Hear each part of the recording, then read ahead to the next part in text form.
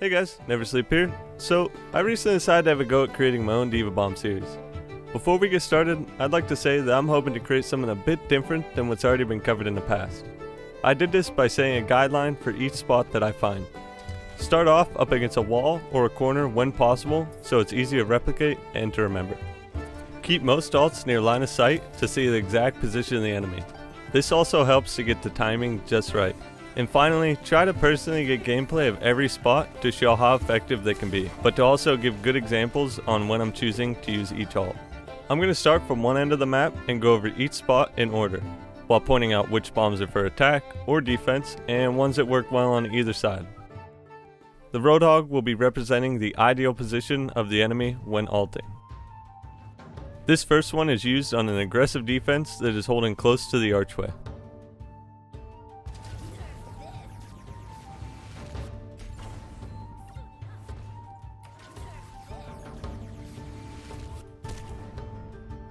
I marked these little maps for each spot and made them as accurate as I possibly could. For that, I'd like to thank my buddy Moot for throwing countless ults at me while I mapped out the outermost limit for the 200 damage fall off.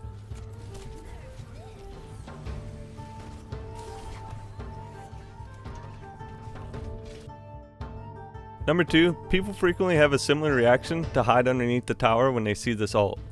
It can be used when the enemy is holding the corner of the tower, but also effective if they fall back to defend the point.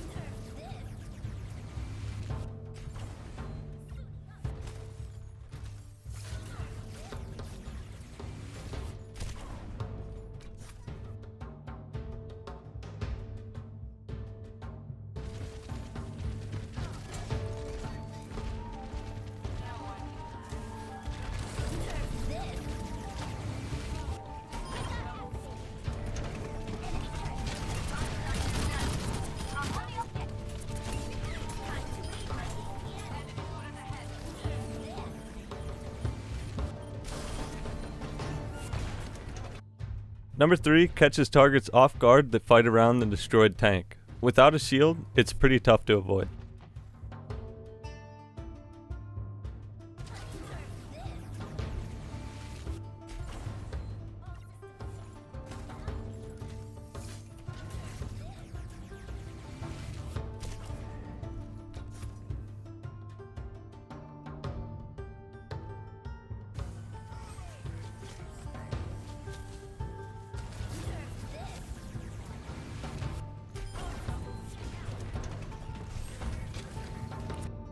Number 4 covers a very wide range, landing directly on the payload. It's good for attacking, or can be really effective at retaking point A on defense.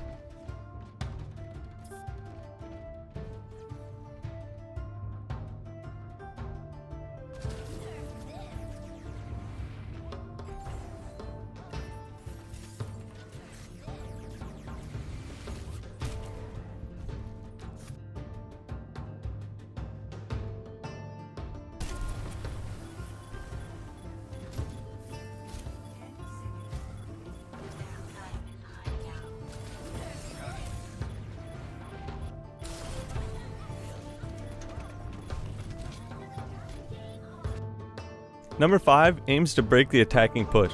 If you time it just right, you can split the tank off from the rest of the team. I prefer to wait for the tank to be directly under the archway before ulting.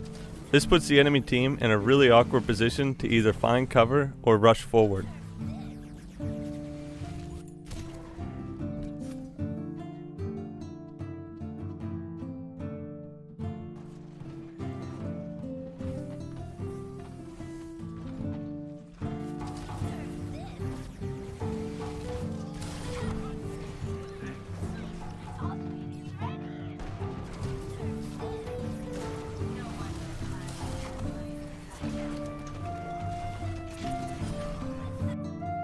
Number 6 is the most complicated spot on this list. Its main purpose is to attempt to retake point A before it caps. It's quite hard for the enemy team to predict, sliding the whole way around before landing in front of the door. Try and remember to not correct your crosshair placement once you've used D.va's boosters. So don't move your mouse until you hit Q when you hit the tower wall. It's normal for the little ledge before the tower to push you a bit to the left before hitting the tower itself. This bomb works best if you have at least one ally around the door to draw the enemy into that direction.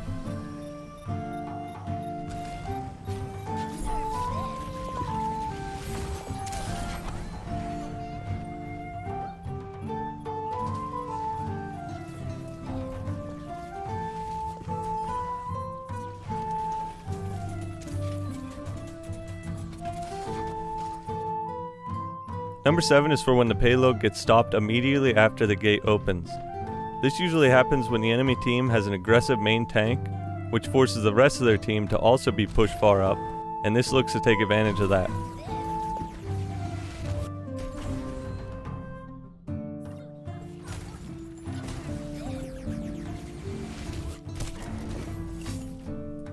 Number 8 is a common choke point.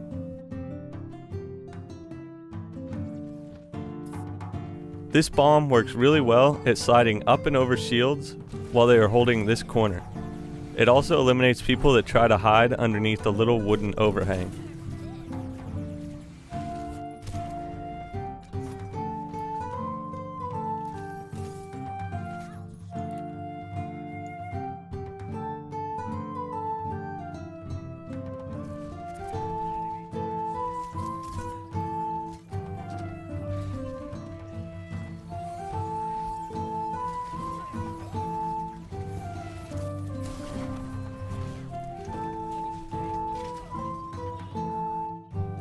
Number 9 works on attack or defense.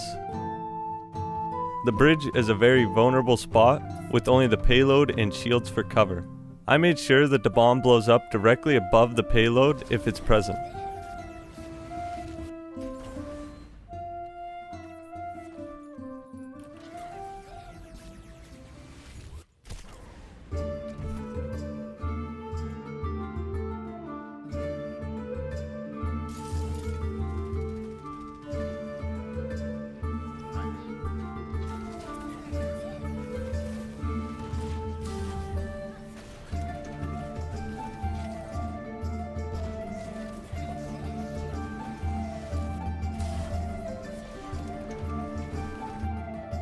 And as a quick alternative, if the payload is already farther towards the castle, then this spot will be more effective.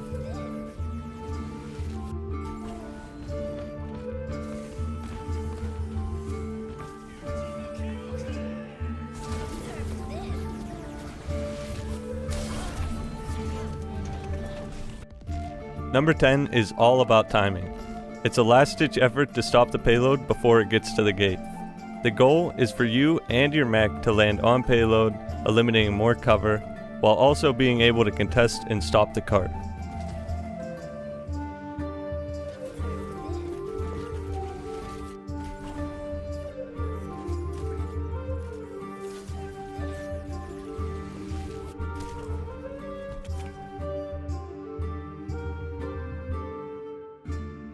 I've had the most success using this ult just as the meter passes the letter L in the words payload.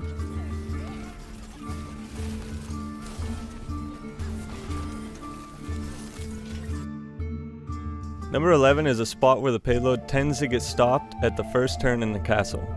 This bomb can work if the enemy team is pushed up and if they are holding further back.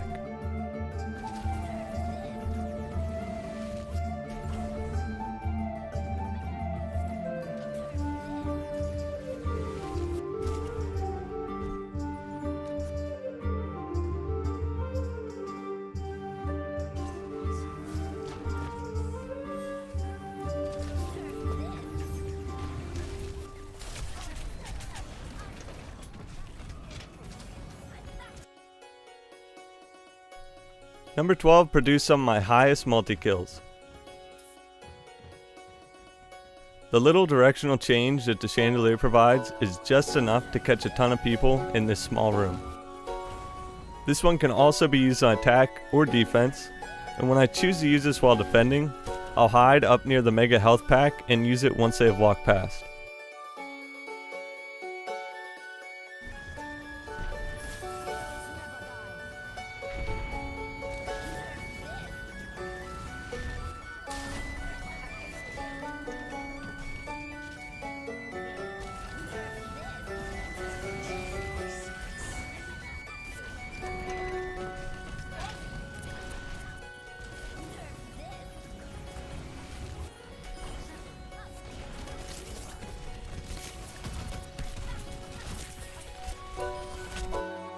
Number 13, this last spot is purely a defending side ult.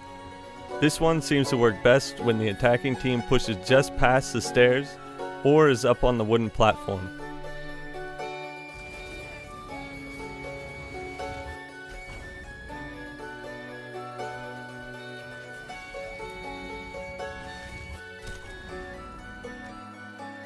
If you think you're going to try some of these ults out, leave a like or a comment.